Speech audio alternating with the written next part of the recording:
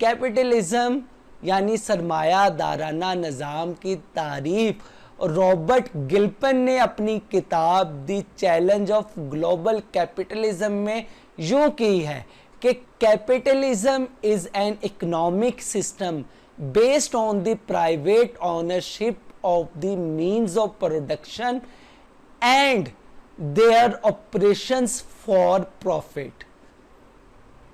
मईशत के बुनियादी मसाइल, मईशत के 4 बुनियादी मसाइल हैं। किसी भी मुआशी निज़ाम को इन 4 मसाइल को हल करना लाजिम होता है। इससे पहले ये जान लेना ज़रूरी है कि इंसान की ज़रूरियात और ख्वाहिशात वसाइल के मामले में ज़्यादा हैं, लिहाजा कोई भी मुआशी निज़ाम ज़रूरियात और ख्वाहिशात के अंदर रहते हुए अपने मुआशी निज़ाम को चलाता है। तो आइए अब देखते हैं मईशत के मसाइल। इसमें पहला जो मसला है वो है डिटर्मिनेशन ऑफ प्रायोरिटीज़ यानी तरजीहात का तयन। इंसान की ख्वाहिशात और ज़रूरियात बेशुमार हैं, इनमें किन ज़रूरियात और ख्वाहिशात को पूरा किया जाए और किन को छोड़ दिया जाए, ये तरजीहात का तयन यानी डिटर्मिनेशन ऑफ प्रायोरिटीज़ कहलाता है।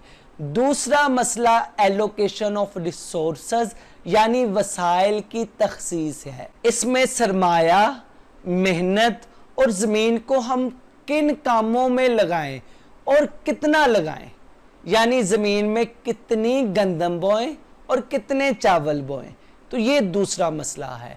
अब हम देखते हैं तीसरा मसला। तीसरा मसला है डिस्ट्रीब्यूशन ऑफ वेल्थ यानी आमदनी की तकसीम।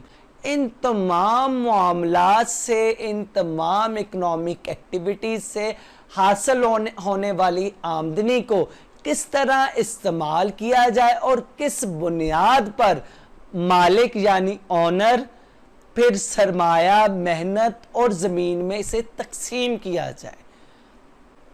चौथे नंबर पर जो मसला है वो है डेवलपमेंट यानी तरक्की। पैदावार में कैसे ज़्यादा से ज़्यादा तरक्की हासिल की जाए। तो दोस्तों ये हैं मईशत के 4 बुनियादी मसाइल और इनके साथ 2 कुदरती कवानीन हैं जिन्हें हम सप्लाई एंड डिमांड कहते हैं। ये मार्केट के 2 अहम तरीन कानून हैं, यानी मार्केट में किस चीज़ की ज़्यादा डिमांड है ताकि मार्केट में उसकी ज़्यादा से ज़्यादा सप्लाई की जाए।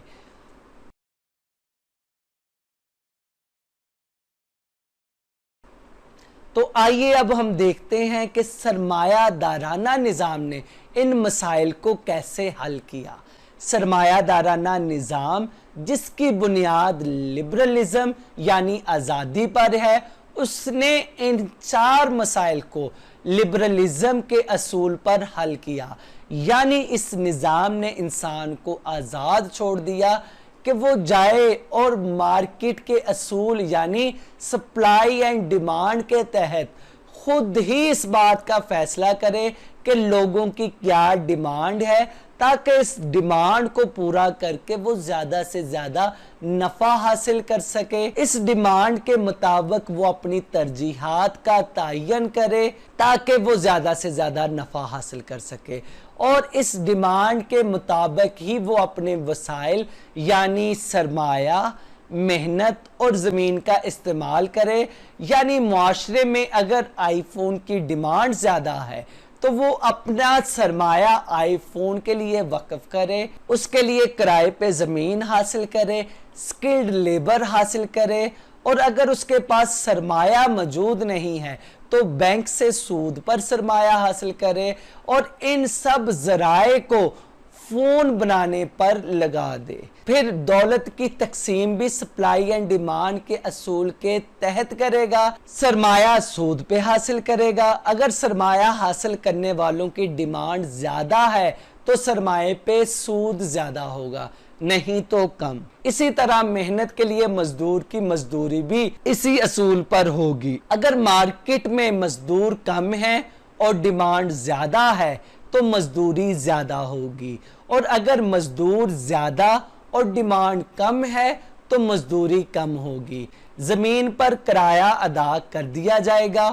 اور باقی نفع کام کا اصل محرک یعنی آجر، اونر، انٹرپرینیور یا کمپنی کے پاس آ جائے گا، اور پھر اس کام کو ترقی بھی ان اصولوں کے مطابق دی جائے گی۔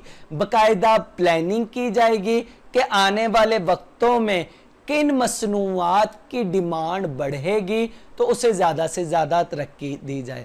اگر اس کے برعکس کسی اور کام کا سکوپ بڑھ جائے تو پھر اپنا سرمایہ اس کام پر لگا دیا جائے اور اسے ترقی دی جائے۔ یہ ہے سرمایہ دارانہ نظام جس نے معیشت کے ان 4 بنیادی مسائل کو فرد کو آزادی دے کر حاصل کیا، اور فرد مارکیٹ فورسز یعنی سپلائی اینڈ ڈیمانڈ کو مد نظر رکھ کر اپنے تمام مسائل خود حل کرے۔ ان مسائل کو حل کرنے میں اس کا اصل محرک، پرائم موٹیو نفع کا حصول ہے۔